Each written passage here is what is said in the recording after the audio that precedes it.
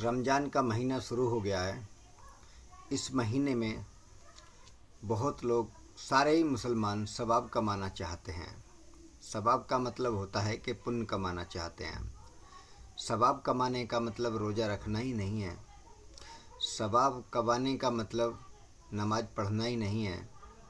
ज़रूरी नहीं है कि सारे रोज़े रखने वाला जन्नत में जाए, और ये भी ज़रूरी नहीं है कि सारी नमाज पढ़ने वाला जन्नत में जाए।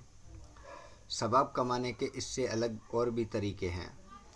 अगर हम कोई भी मुसलमान अगर रोज़े से है तो रोज़ा रखने के साथ साथ उसे सवाब रोज़े से नहीं, उससे अलग और बहुत सारे इमदाद के काम हैं, मदद के काम हैं, खिदमत के काम हैं।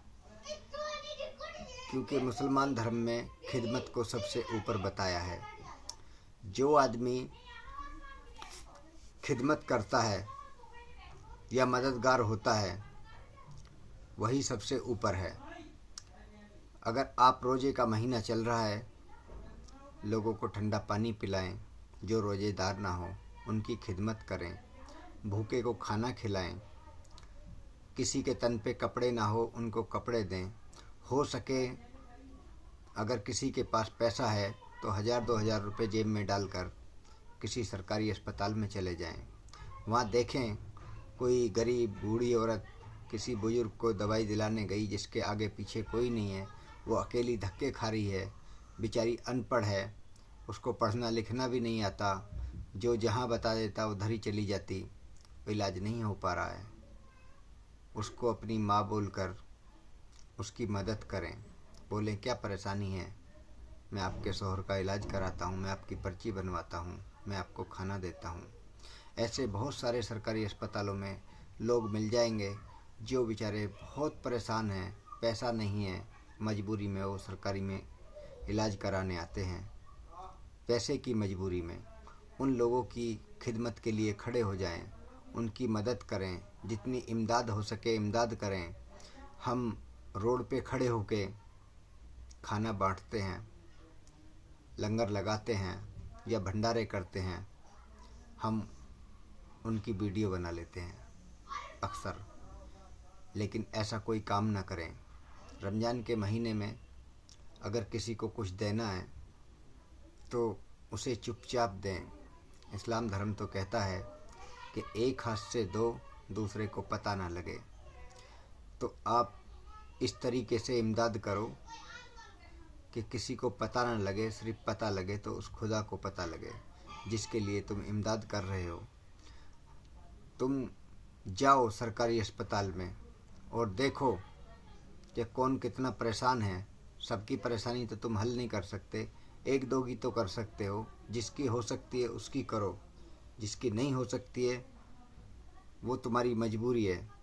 सारे ही लोग पैसे वाले नहीं हैं, कुछ लोग ऐसे भी हैं जिनके पास पैसा है तो वो मदद के लिए खड़े हो जाएं।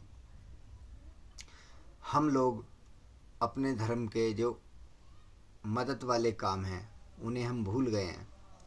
जो असली काम है, जो हमें करने चाहिए, लोगों की खिदमत करनी चाहिए, मदद करनी चाहिए, भूले को रास्ता दिखाना चाहिए, हम मददगार बन के खड़े तो हों। एक बार देखो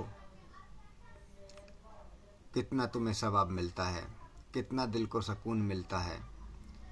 हम एक बार, ऐसे बहुत सारे हमारे काम हैं, कोई पढ़ नहीं पा रहा है, उसकी पढ़ाई पे हम ध्यान दें, उसको आगे बढ़ाने की कोशिश करें।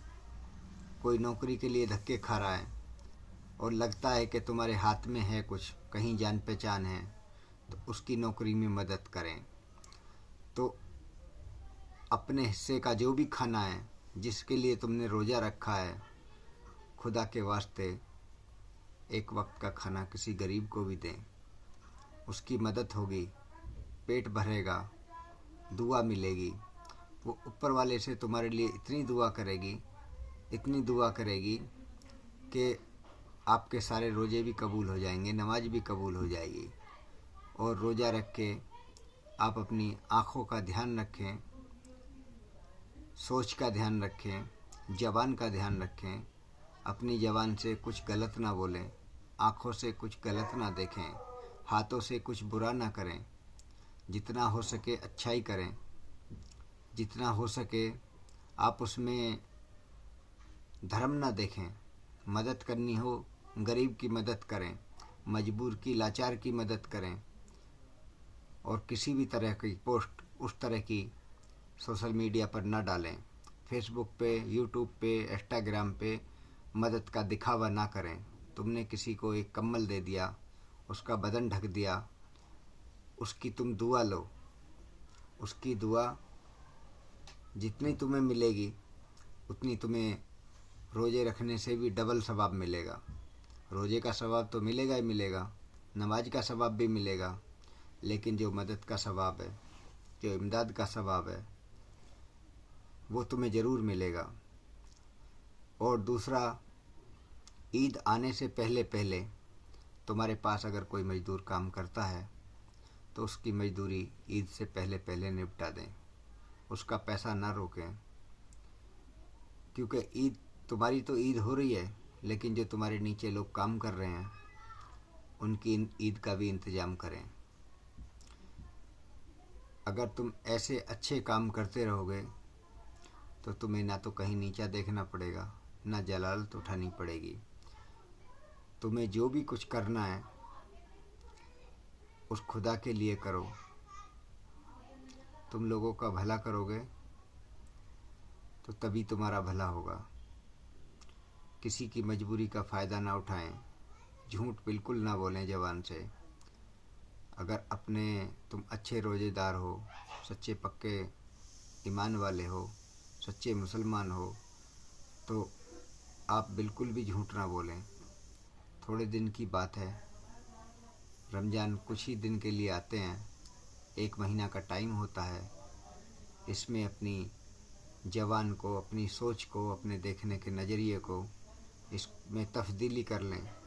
अगर आपकी ये तब्दीली हो गई तो आपकी ज़िंदगी, क्या आपके परिवार की ज़िंदगी भी अच्छी हो जाएगी, खुदा की राह में लग जाएगी। खुदा की राह को पकड़ने से पहले आपको ये झूठ, फरेब, धोखेबाजी, मक्कारी सारी छोड़नी पड़ेंगी, तभी आप खुदा के करीब आ सकते हो। अगर आपके मन में है ये सारी चीज़ें हैं, झूठ, फरेब, मक्कारी बसी हुई हैं, आप दिखावे के लिए जितने मर्जी रोज़े रखो, जितनी मर्जी नमाज़ें पढ़ो, जितनी मर्जी हज करो, आपका उस रोज़े, नमाज और हज से कोई फ़ायदा नहीं है।